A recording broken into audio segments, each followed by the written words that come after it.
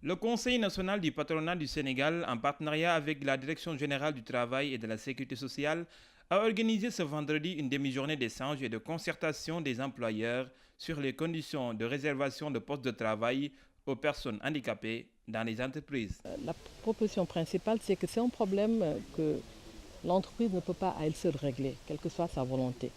Donc ça demande une implication des pouvoirs publics, des organisations patronales, bien entendu, des organisations représentant les associations des handicapés, des collectivités locales, pour qu'ensemble on puisse trouver des solutions idoines qui pourraient non seulement plaider pour l'insertion de nos compatriotes handicapés, mais en même temps qui tiendraient aussi compte des réalités de l'entreprise. Il faut simplement rappeler que nous avons deux contraintes.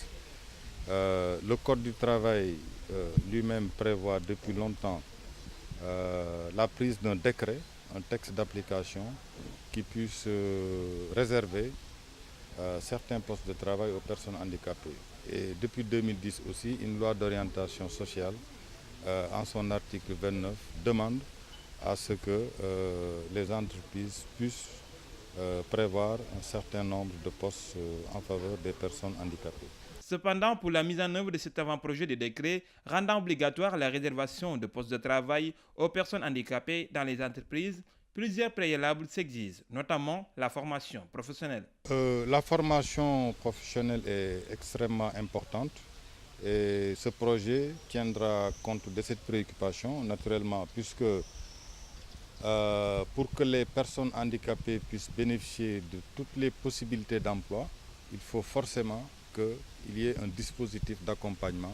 Et je pense que l'une des modalités de fonctionnement, même du fonds qui sera mis en place, prévoit une place importante pour la formation professionnelle. Notre conviction, c'est que si la personne a les qualités qu'il faut, justement, elle devrait pouvoir. Bon, justement, c'est ça qui pose, c'est pourquoi on pose le problème, le débat de la formation. Parce qu'aujourd'hui, sans formation, même les personnes qui ne sont pas handicapées, ils ont des problèmes pour accéder à l'emploi.